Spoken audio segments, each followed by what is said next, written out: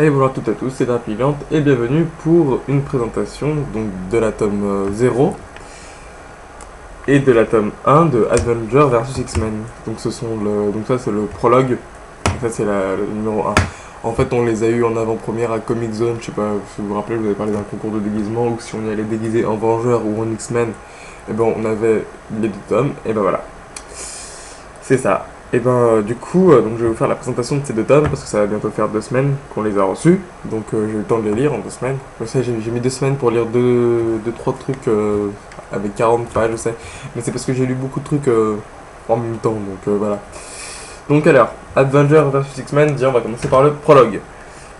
Ah, alors dans le prologue, déjà comme on peut le voir sur la couverture, on a droit au retour donc, de Wanda Maximoff, donc la sorcière rouge, donc la fille de Magneto, hein. On a droit à son retour, qui était censé être morte. C'est pas expliqué, bim, retour d'un coup. Donc ça c'est un point un peu dérangeant, mais encore c'est pas trop grave, hein. Ça fait toujours plaisir de voir quelqu'un qui est de retour, hein. Enfin, moi, d'une manière générale, je suis pas trop la série X-Men, hein. C'est pas une série que je suis beaucoup, quoi. J'aime beaucoup Marvel, mais X-Men, à part les films et certains grands events, je me suis pas trop penché dessus. Donc voilà. Donc ensuite, les Vengeurs interviennent aussi. Enfin, du moins, deux Vengeuses interviennent, donc Miss Marvel et Spider-Woman. Elles aident la sorcière rouge à faire son boulot, et par la suite, elles décident donc de la ramener au manoir des Vengeurs pour qu'elle dise qu'elle est là, quoi. Le souci, c'est qu'elle va rencontrer son mari, entre guillemets, la Vision, et la Vision va pas être très content de revoir Wanda, car, comment dire ça, Wanda la détruit. La détruit, en fait, et s'est servi de lui pour détruire les Vengeurs, mine de rien. Parce qu'elle avait une crise de folie, et elle a détruit tout le monde, en fait. Et du coup, vous comprenez que les Vengeurs, ils sont pas forcément super contents de la revoir, quoi.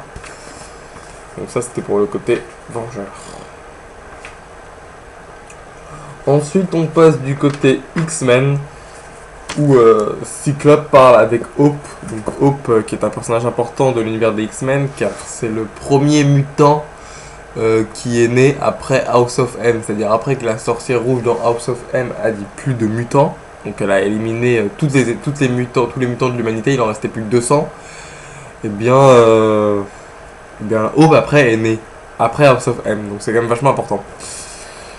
Donc du coup Hope a bien grandi maintenant et elle est à Utopia avec les X-Men, et du coup elle parle avec Cyclope. Et le truc, c'est qu'en fait, Cyclope veut la protéger car il sait que Hope est l'hôte du Phénix. Ouais, le Phénix qui a détruit Jean Grey. Les fans vont comprendre de quoi je parle. Donc voilà. Et le truc, c'est que forcément, elle en a marre qu'on la surprotège, et elle se sert donc des propres pouvoirs de Cyclope pour l'envoyer bouler, en fait, et se tirer. Donc elle va rencontrer des super vilains, la société des serpents, et le truc c'est qu'en fait elle va être tellement en colère qu'elle va vraiment les massacrer. Mais quand je dis les massacrer, ils vont finir en sang, quoi. Ça va être violent. Et le truc c'est qu'à la fin donc, du numéro, on voit le Phénix qui arrive, enfin du moins la force cosmique du Phénix qui arrive sur Terre. Alors concrètement, moi, qu'est-ce que j'ai pensé de ce numéro ? C'est un bon prologue, ça met bien le contexte en place, donc on voit bien ce qui se passe du côté Avenger et du côté X-Men, même si la partie X-Men est un peu plus développée, je pense. Donc non, c'est vraiment un bon prologue, qui nous apprend un truc important quand même, le retour de la sorcière rouge, qui est censée être mort, c'est pas rien. Donc voilà, bon prologue. Ce qui nous amène ensuite à la tome 1 de Avenger vs X-Men. Alors là, dans la tome 1, c'est le bordel absolu. Le Phénix continue son arrivée vers la Terre de façon apocalyptique en détruisant toutes les planètes qu'il rencontre. Et continue donc son arrivée apocalyptique vers la Terre. Donc, jusque là, ça va. Et c'est à ce moment-là que quelque chose, une espèce de météore, s'écrase sur Terre. Donc forcément, les Vengeurs se précipitent, ils font tout un effort pour essayer de minimiser la catastrophe, parce que le météore avait écrasé un avion, en même temps, enfin avait explosé un avion au passage, et ils se rendent compte que c'était un de leurs collègues, Nova, qui était dans cette traînée de feu en fait. Et avant de s'écrouler par terre, Nova leur dit It's coming. Donc on se demande bien qu'est-ce qui est en train de coming, hein. Qu'est-ce qui est en train d'arriver. Et en ce moment, à Utopia, Scott entraîne physiquement, comment ça s'appelle, entraîne physiquement Hope. Et en fait, il lui dit à elle de s'entraîner sans pouvoir, alors que lui, il a le droit d'utiliser ses pouvoirs, donc il la massacre un peu, ça m'avait bien fait marrer. Et le truc, c'est que à un moment, elle va lui demander ce que le phénix va lui faire s'il arrivait sur Terre. Et lui répond qu'il faut s'entraîner. Et là, elle s'énerve violent. Et là, bim, première manifestation de l'entité du phénix à travers Hope.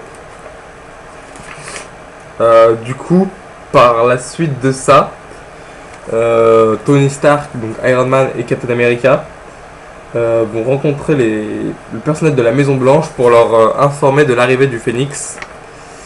Et le truc, c'est que la Maison Blanche leur demande de se mobiliser, quoi. Pendant ce temps, Captain America va voir Wolverine dans l'école qu'il a créée pour s'occuper des mutants en fait. Et donc dans The Jean Grey School for Ager Learning, donc comme l'école de professeur Xavier, mais sous le nom de Jean Grey, et c'est Wolverine qui la dirige. Et le truc, c'est que Wolverine, il est bien embarrassé dans cette histoire parce que Wolverine, il fait à la fois partie des Vengeurs et à la fois partie des X-Men.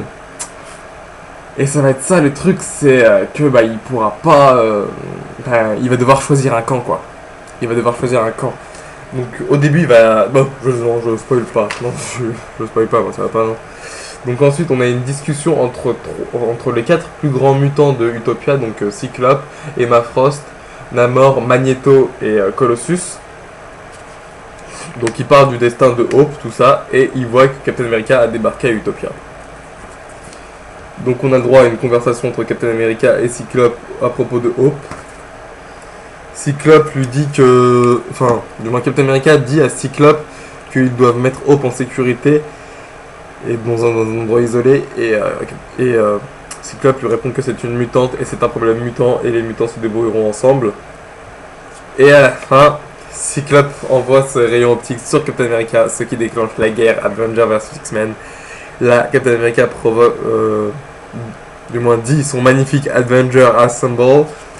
Et là, c'est le coup d'envoi, quoi. C'est la panique et c'est le combat. Donc, et ça se finit comme ça, donc par un combat entre les deux. Donc, ce tome-là, je l'ai bien aimé aussi parce que il est très rapide. Comparé à Fairy Tail qui avait mis du temps à se lancer, on avait eu au moins 2-3 numéros pour que ça se lance, et là franchement ça s'est bien passé. Là ça se lance directement dès le numéro 1, le combat est lancé dès la fin du numéro 1 et ça donne vraiment envie de se jeter sur le numéro 2, voilà. Écoutez, merci à tous d'avoir regardé cette vidéo de présentation des premiers numéros de Avengers vs X-Men et je vous dis à bientôt. Salut!